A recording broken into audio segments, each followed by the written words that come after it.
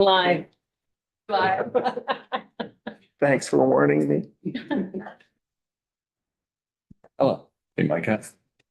I just wanted to say before we turn it over to Representative Mahaly that, as most of you know, this is a bill I've been working on, and preparing, and it's landing here in our committee, but I really have been working on dam safety work previously with Representative Mahaly, and so I asked him to really be the one to present more of the background of how we got here and the bill, since we worked on it together. I just wanted to share that with you. Thanks. Thank you, and thank you, Chair Labor and members of the committee for allowing me to come and testify. It's nice to be in a different committee. For the record. For the record, I'm Mark Mahaly, and I represent Plainfield, Marshfield, and Calais. And I'm chair of the General and Housing Committee. So we've been working on this bill on the whole issue of dam safety for a while. There's a dozen dams, or 11, probably a dozen or more dams, and that either are or will be regulated by the Division of Dam Safety in the state, where if there was a dam failure, and by that, not necessarily the whole dam like eroding, but even a threat to the point where they have to open the floodgates if they have them or something.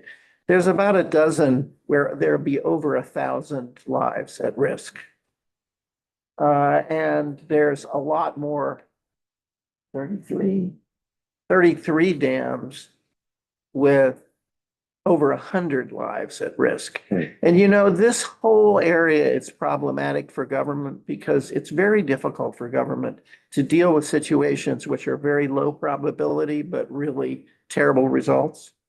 You know what, I'll tell you, I can't resist where I learned that. I used to represent the city and county of San Francisco, not as a city attorney, but as an outside counsel. And I convened in my office a group of people who were criticizing the city for not being prepared or not having a, for the earthquake. This was before 1989. And so we were all in the room together, and I asked the planning director, well, is there an earthquake plan? And he said, yes, absolutely. We have an earthquake plan. And I said, great, can we see it? And he sort of gets red in the face and says, well, I think we lent it to Oakland. And I realized this is a moment of, you know how you have these moments of aha moments? This is a moment where I realized you should be surprised by nothing when it comes to disaster planning. And I'm sure Mr. Foran can sympathize, because these low possibility events, no matter how catastrophic, don't seem to, it's something in our nature. They just don't seem to be as important as events like what's going to happen with Section 8 housing, or, we're losing money for this or for that.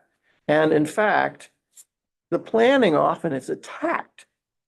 In San Francisco, every single environmental report that had to be done had to look at the earthquake, and they always assumed the worst case situation, which was Friday afternoon at 5 o'clock. And oh my God, why are you making us do that? It will never have that. Think of all the hours and minutes in the day. Why are you picking 5 o'clock on a Friday afternoon? And as you all may know, the big quake in 1989 hit at 5 o'clock exactly on a Friday afternoon. Fortunately, both teams and the baseball teams in the Bay Area were playing in a World Series opposite each other, with the result that everybody was home watching the World Series, and not as many people were killed as might have. But it really is hard to deal with this. And where this came to a head for me and to Ella was the situation in our local district called Molly's Falls Pond, which is a big, beautiful reservoir with a dam known popularly as the Marshfield Dam, operated by Green Mountain Power. It's a power producing dam. And it has some new sluice gates and stuff like that, but a very old, what's called floodgates. And you've probably heard the term open the floodgates, Well, what it means is you don't open the floodgates unless the dam, the water has risen so fast and so high that the dam is really going to be overtopped. And you just can't let a dam, particularly a dam that's a dirt dam, you just can't let it overtop. So you open the floodgates. Now, Green Mountain Power says, and I think there's a lot to it, that the current weather modeling indicates that that's not going to happen, that it would take such a substantial event that we haven't seen in a long time for it to happen. The problem is that climate change is changing the name of the game so much that modeling, which is based kind of on many past experiences and models that have past data fed into them, very often aren't necessarily accurate. And in fact, we found this out in Plainfield, where a storm cell or a series of storm cells hovered over one particular place in an absolutely unprecedented way, dropped so much water that basically it just wiped out more than 30 homes in Plainfield in no time at all. And it was like the flood in 1927. It was like that. It just destroyed a whole portion of Plainfield a couple of years ago. And so what are your options when this kind of thing can happen, where you have these rare but not unpredictable events where a body of clouds and storm cells hovers over and you don't know exactly where it's going to be? Well, one is you can try to use your weather predictions. And of course, Green Mountain Power is a dam owner that is relatively well informed, right? They can actually afford to spend money on much better weather predictions than you and I have. But what can you do about it? Well, 3 days out, maybe you can start emptying your reservoir, but Molly's Falls, for example, doesn't empty very fast. There's just no way to get the water out very fast. So in the event, you'd have to open the floodgates. And once you open them, you can't shut them in that dam. And there are other dams in the state where other actions like that would happen, which are just one way it happens. So what would happen in the case of the Marshfield Dam if you opened the floodgates? Well, within minutes, the town we know of as Marshfield would cease to exist. It just wouldn't exist anymore. And within an hour, ditto Plainfield. Plainfield Village would be just gone. And the water would go on and flood much of East Montpelier, which is in Ellis District. And in fact, the water, because you think about when this happens, it doesn't happen out of the blue on a day like today. It happens when everybody's worried about flooding and there's flooding everywhere. Montpelier would just see a lot more water added on to whatever flooding it has. And as part of what we call emergency action plans, which are the dam owner's responsibility, they do a kind of rough map of inundation, and much of Montpelier would be inundated because of it. And it's just a lot of water. So, and bad things happen because like Route 2, which is the exit, gone. Route 2 is gone. It's not accessible. So you'd have a whole school full of kids completely isolated, unable to get out. It would be a bad scene. And so you need a plan to save people's lives. I mean, we're talking hundreds and hundreds and hundreds of people, and in other cases, thousands of people, and not in one town. You know, it's sub-regional. What do you do? Well, you have a plan. And when you think about what's in the plan, it's not rocket science. It's like, where do they live? How many are going to get in the floods? Who's in the flood footprint? How do we get them? How do we warn them? How do we get them out? Where do we take them? I mean, that's what the plan is. Where do we need boats? You know, do we need helicopters, God forbid? What do we need to get them out in a very short period of time? And how do we do that? And what we realized in the current situation, we don't have such plans at all. We don't, they're called, the term is emergency operation plans. And We really don't have adequate emergency operation plans that can do just those basic things. And you know, you don't have a lot of time. In Plainfield, I don't know if you probably didn't. Plainfield, there's a multifamily residential building called the Heartbreak Hotel. And the emergency responders went in, got them out maybe seconds before it was just thrown down the river and all their pets killed. I mean, literally, if they'd been minutes later, would have had deaths. So right now, who's responsible? Well, the town emergency manager. Well, you know, there are towns that do a great job of this, but our smaller towns, there are towns with no emergency manager. There's towns, I know this, with an emergency manager who does not know that he or she is an emergency manager. There are towns where the emergency manager, I think one of whom you'll hear from, is completely overwhelmed and overloaded, and there are no town resources. The dam owner is partly has certain responsibilities, but not a lot. As you'll hear, the state emergency operations administration is short-staffed. They do not have the personnel to step in and do all of this. The regional planning commissions are interesting because they're sort of an intermediate sized group, but they lost a lot of federal funding. So last year we worked on a bill which passed that called for a study. We had a summer study.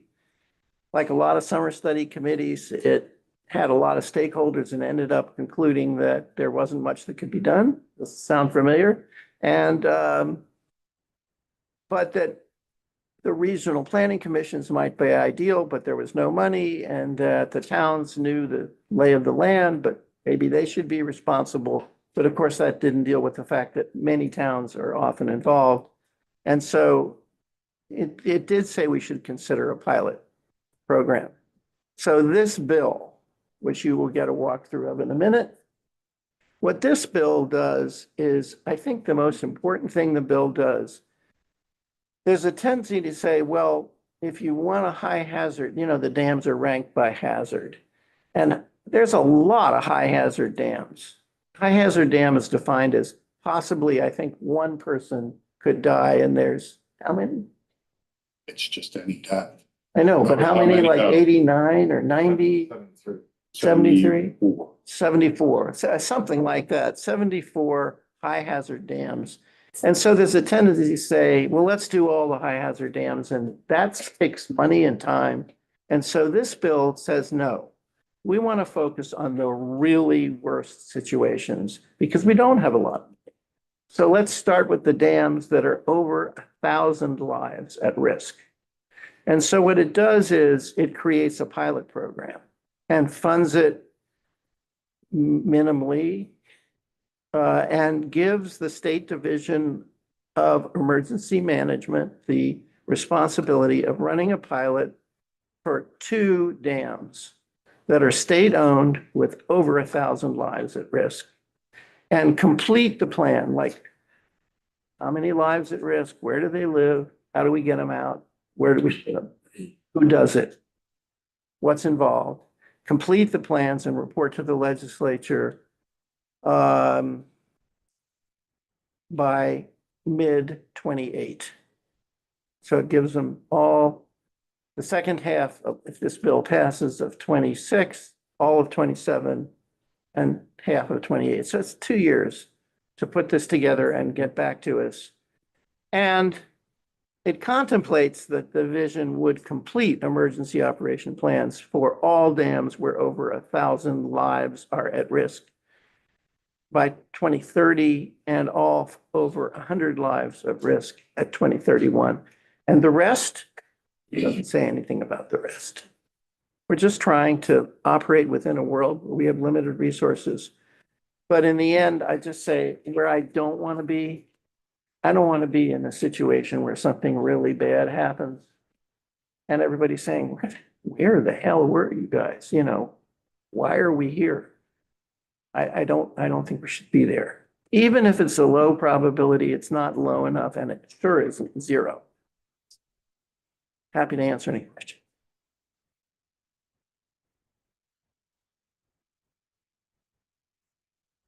I know you've thought of this, I know the town has thought of this, but can there be a way that the water is measured coming up in the dam so that people can get a warning that they should evacuate and then a siren?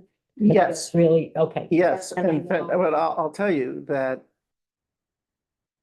one of the keys, if once you open the floodgates, Right. right, it's like an hour, right? There's no time to say, Governor, would you declare us? I mean, it's just, Right. there's no time. Right, So you have to have a plan where you can respond instantly. So the way around that is to anticipate it. And there's several problems with that. One is some dams, there's not a lot of ways to get the water out very fast. Some dams, like before Irene, the year before, there was a terrible event at Molly's Falls Pond. And I have heard anecdotal stories all over the place. Some people say, oh, all worked out. Others have said, oh, so-and-so called so-and-so who called so-and-so. And they all said, oh my God, what are we going to do? And they came and they looked at the water and they thought we ought to open the floodgates. But then one person said no, and they didn't, Yeah. thank God. And then the water receded because you don't know what's going to happen.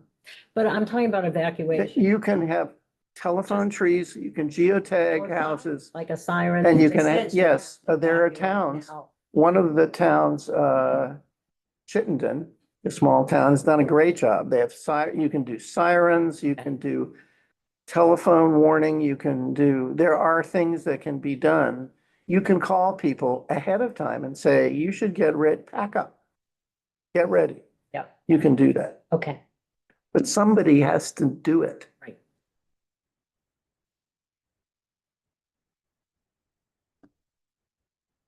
Who's for our presenter? You will about to hear the detail from the master of it. Representative Christie. Thank you. Thank you, Mark, for coming in and Sure. presenting this. So this is dependent on the Division of Emergency Management. There are also a lot of fire departments in towns and cities have emergency operations plan. Are you looking to coordinate it or duplicate it? It has to be coordinated. The problem is, like there's a fire department, there are many fire departments who will tell you, this is beyond us. It's too big. And we don't have a device for coordinating among fire departments. There are fire departments where they won't exist. They'll be wiped out. Within a few hours, they're gone. We ought to know that. There are fire departments that will tell you, we can't get out. We won't be able to get out because the roads will be gone. But we're imagining that an EOP, its fundamental element will be figuring out what's the role of each fire department, what can they do, what do they need, how do they do it? There are towns that have places where they can put people, because you have to put people, you evacuate. There are towns that have that, but there are towns where the only place they can evacuate to will be underwater.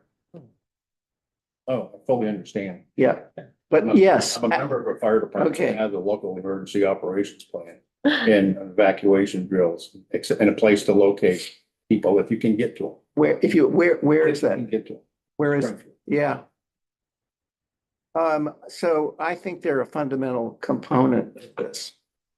That is they are on the ground emergency. It was in Plainfield, the fire department people who saved lives and really took their own lives, were at risk in doing it. And also under state's emergency operations plan, we have Task Force 1, which is responsible for evacuations. Right. Rescue. We think that needs to be enhanced and looked at the worst dams. And I think that we can do that. I think we can do that. Thank you. Thank you. My pleasure.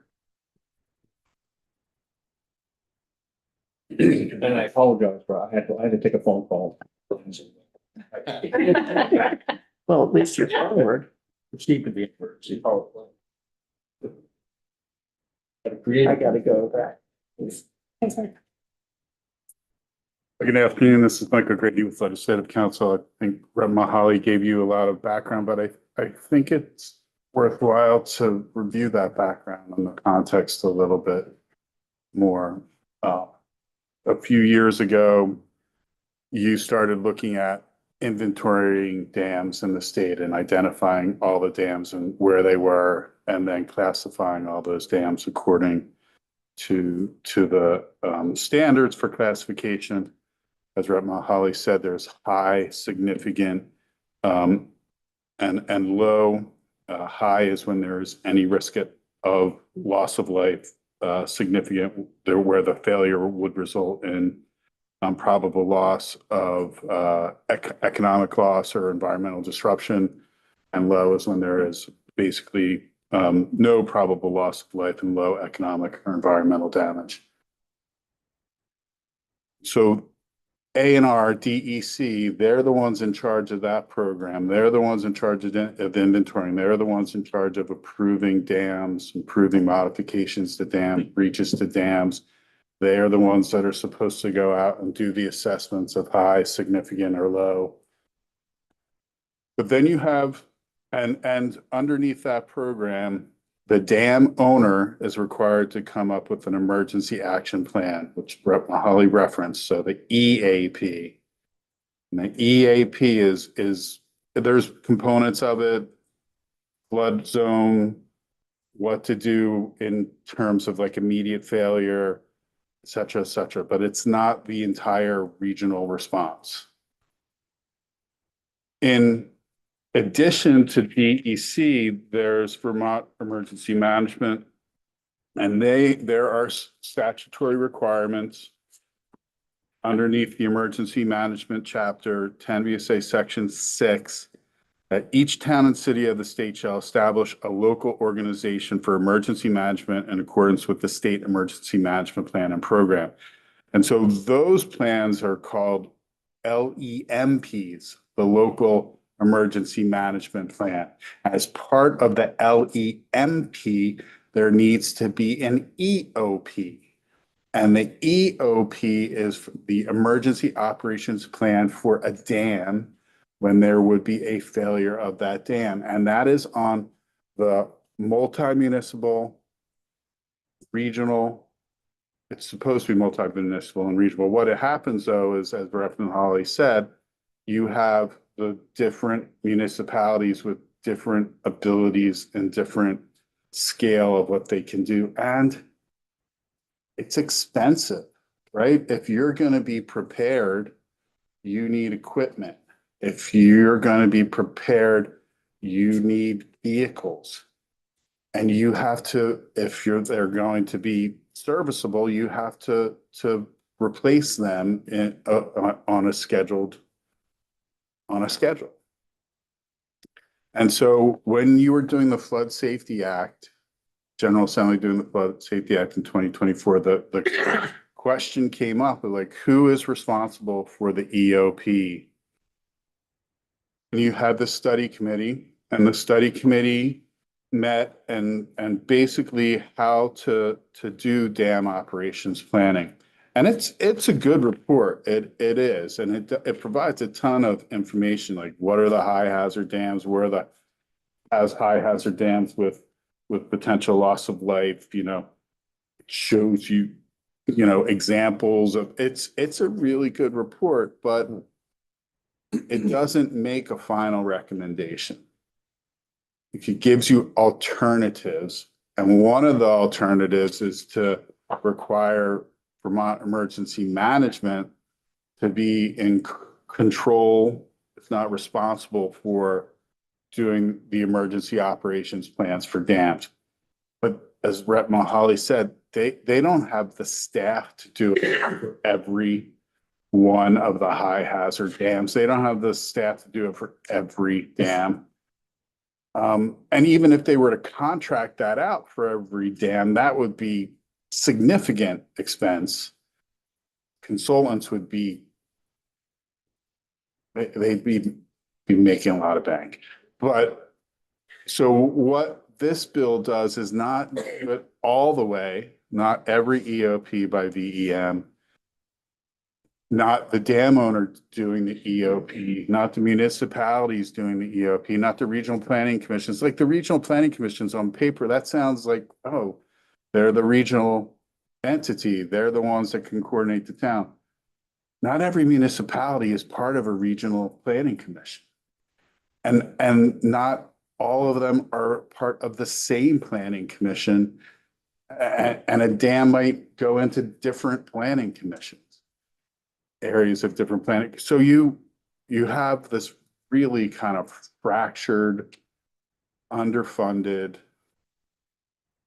system that is probably inadequate right now to deal with an actual catastrophic failure. And so what this bill is doing is it starts the process of how to manage emergency operations plans and creates a pilot project for 2 dams to see how it can be done and whether or not it needs to be done another way or could continue on as contemplated by the bill. So I'm going to stop there and see if anybody has any question. Senator Taglia. It was referenced, and you originally brought up when you told us about the Right, problem. Yeah, sure.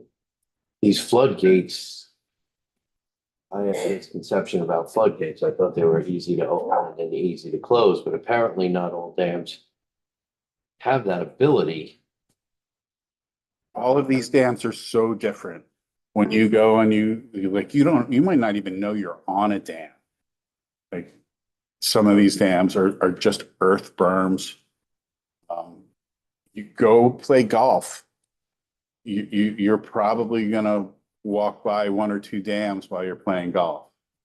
Ones that we know that have a floodgate that is, it's either open, you wait for the water to drop and that's it. Can part of this plan be to maybe update those so that they're not all or nothing?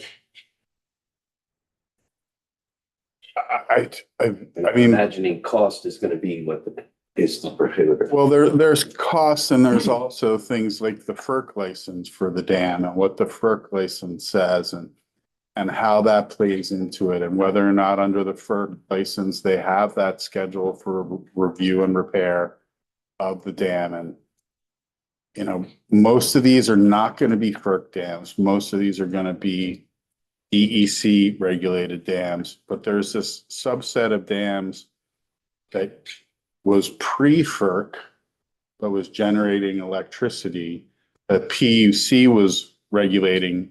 You've contemplated transferring them to DEC.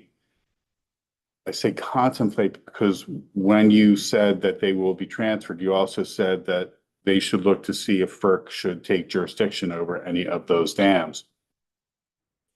So it's a little bit of a limbo.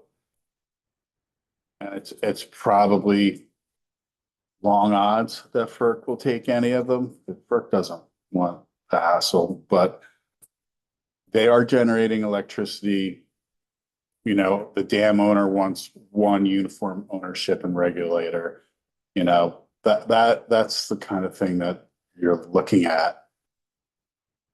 Those dams, if they're FERC, they're gonna be FERC, they're probably gonna say, hey, we're gonna wait until we know what our regulatory regime is going to be. And then for the dam safety, DEC's been working on rules for that. And they haven't been finalized. And so there's 2 sets of DEC rules. There's like safety and like applying, registering, all that, inspection. And then there's how you design a dam. And that's where they've been, and what you need to do if there's need for repair. And that's where they've stalled because it's hard. And if the division has been under a lot of stress.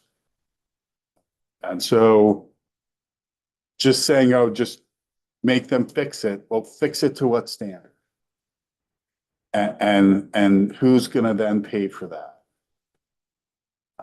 Is it the dam owner that pays for that? Well, then the state owns a good amount of these dams. Is the state paying for that? Sometimes it's just one owner. Sometimes it's like a neighborhood association that owns the dam. Are they gonna pay for it? So you have those types of considerations. Just saying, oh, they need to fix it so that it's easy and that they can, well, there's so many different forms of dams, so many different types of owners, so many different capacities and money available to those owners. So it's harder than it looks.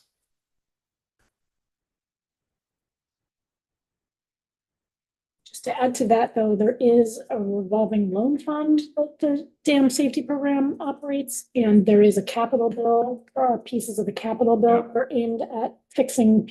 We Yeah. do know we have the high, like the dam safety program is, my understanding is they're prioritizing repairs on certain kinds of dams, and they run programs to help support repairs. Is that correct? Right. Until a couple of years ago, the dam safety fund was the emergency dam fund. And it was only available for emergencies, but why wait until the emergency is going to happen before you respond and fund it? Why not? So you bifurcated that fund. There's an emergency account and there's for emergency assistance and non-emergency assistance. So you can get money now under that program. It's a revolving fund, so it's going to have loans and it's going to have interest, and you need the people that are willing to apply for that. And so that it's better than it used to be. Is it going to be a total resolution to the funding and responsibility needs?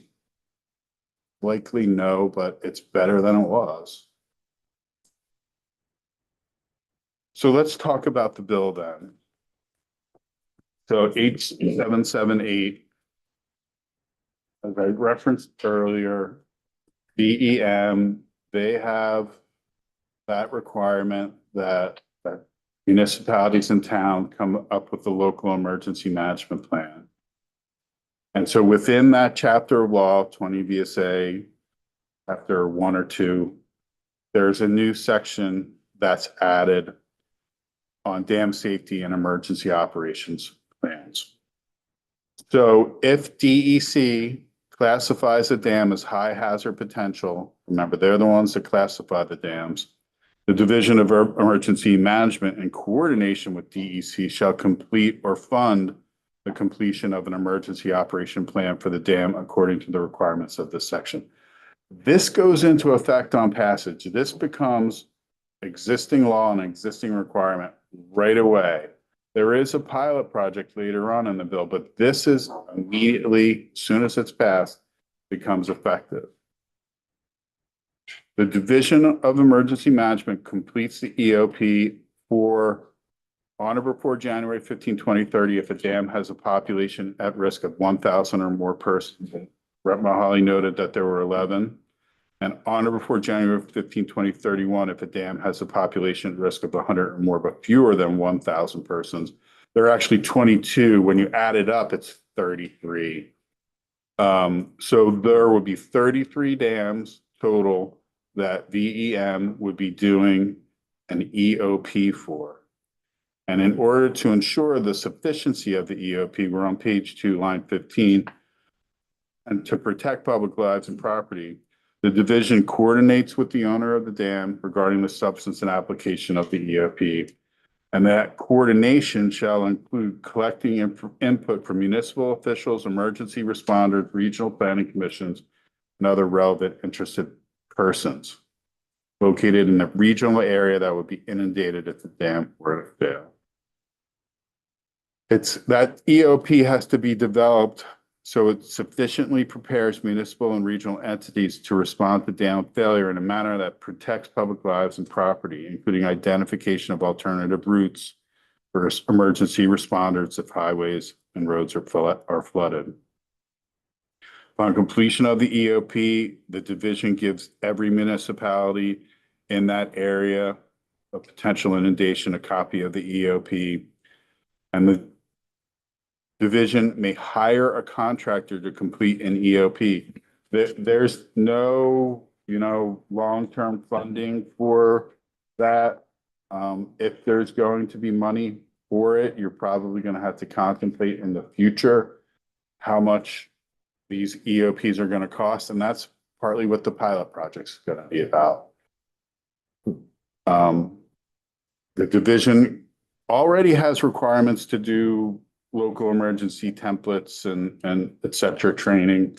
Well, this is specific that they will develop training courses, instructional material and templates that municipalities may use to develop an EOP when the division is not required. Remember, there's only 33 that the division has to do the EOP for. There are hundreds of other dams in the state. And so the municipality needs to take on the EOP requirement for those other dams. And so VEM will create these templates and training and instruction for those dam owners. It's part of what they already do. Is they already do training, they already have templates, but this is specific for the EOP.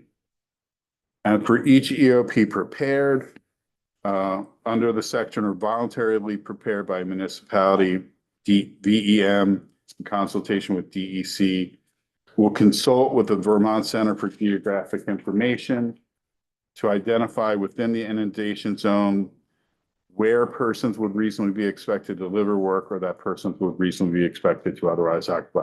Now, you would think, I know you know this, that DEC and VEM would have all this great LiDAR and other GPS stuff where they could already do this themselves.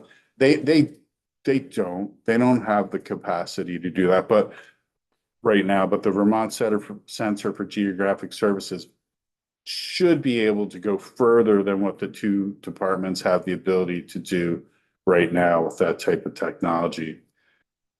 And this is one where I think you're going to have to get some testimony from the Center for Geographic Information about what they can do, and how soon they could do it, and also what they would need for money. Upon identification of structures where there's going to be people that are living or working or reasonably expected to be, they shall be geotagged as part of the Vermont alert system. So they become part of that automatic alert once they've been geotagged. And then at least every 5 years, VEM will conduct exercises to practice emergency response under an EOP for high hazard potential dams. And it shall involve all stakeholders in the EOP implementation and shall at the very least test communication to emergency responders and public notification. I want to note that I probably wasn't clear enough here on page 4, line 8.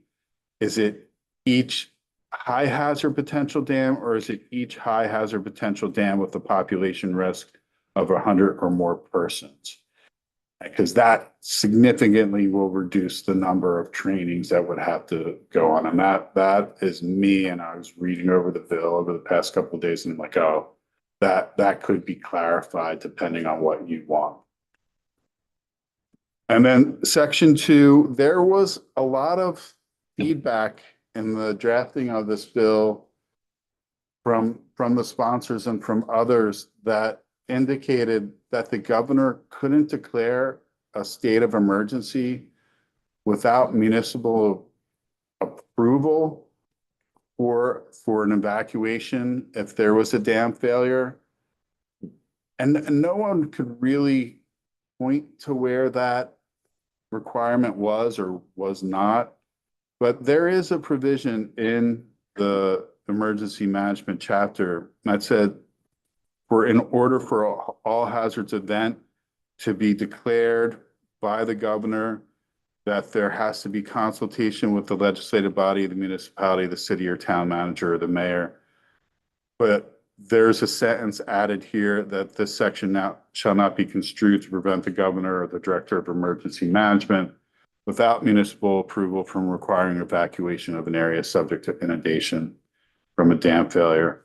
I think the governor already has authority. I think it's there in the governor's general authority. I don't want this section to be read as somehow misconstrued as limiting the governor's. I think the governor already has the authority. But this is just to take away that argument that the sponsors and I were hearing that the municipality had to approve it before the governor could order an evacuation. And that might need further refinement depending on input from VEM or others. And then section 3, you're moving into the pilot project. VEM in coordination with DEC conducts a pilot project under which the division develops 2 EOPs for state-owned dams that have been classified as high hazard potential and that have a population at risk of 1,000 or more persons. On or before July 1, 2028, they submit to you, the General Assembly, the results of the pilot project, including copies of the 2 EOPs, the summary of the process for developing them, including whether the division completed them on their own with division staff or hired contractors, the summary of how the division or division contractor coordinated with the municipal officials and emergency responders, the cost of each EOP, recommendation of how EOPs should be completed by other dam owners in the state, and any other information that the division deems relevant to the results of a pilot project or future regulation of the safety of dams in the state. There is an appropriation, $250,000 to the Division of Emergency Management for the completion of the EOP pilot project, and an additional $125,000 to DEC for the department's assistance in completing the emergency operations plan pilot project. Now, as you all know, all appropriations, new appropriations that aren't in the line item budgets of departments are being stripped out and contingency clauses are being put in. I would expect that same response from your appropriations committee. But you've set what your original expectation, or at least what the sponsors' original expectation would be for an appropriation. Expect if this bill moves, it's going to have a contingency clause in it that says there'll be no duty of VEM to do anything unless the money is provided. And then the act takes effect on passage.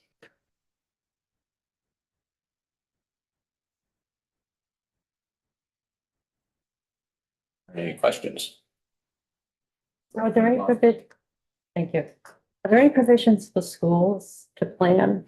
Like, That's part of the whole local emergency management planning process. And if you need to do an EOP as part of that, how you're going to include. and are children counted in the count of people? Yes. Yes. Yes. And remember, to be high hazard, there just needs to be one life at risk, any life at risk. Right.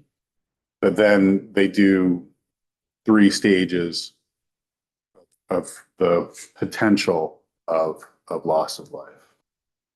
And are there any requirements for training? But or that would be part of it? There is training that they do training. Well, I mean, like where the kids would go through an Oh, evacuation, getting on buses, the bus drivers would know. I don't know the answer to that. Okay. There is a provision in there for exercising. Or Exercising, which would. there are, okay, great. If you speak, you need to introduce yourself. I'm Eric Sorry. Warren, I'm the director of Vermont Emergency Management. Okay. See.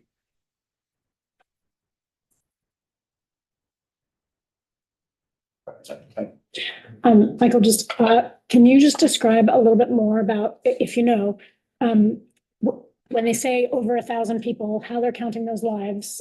So continuing on Suri's question, is it while at work? Is it while at home? Like what? I do you think know it's how that's the inundation zone. So it's like include where people might be either where people may be at the time of failure. could include the people who live in that area, plus if everybody was at work, those people on top, plus school was full. Yes. I understand it's some dams licensed by FERC. Other dams are controlled by PUC. What about the small private dam? Well, most dams in the state are regulated by DEC. And you took the PUC dams and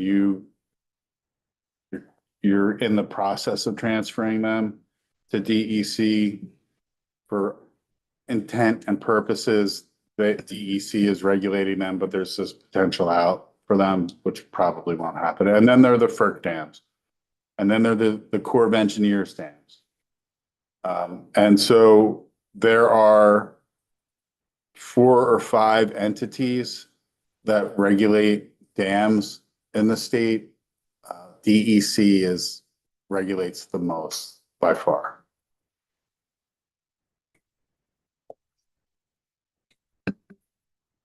Any other questions? Staying on, thank you very much. And I have to excuse myself, I am due in Senate file. Thank you.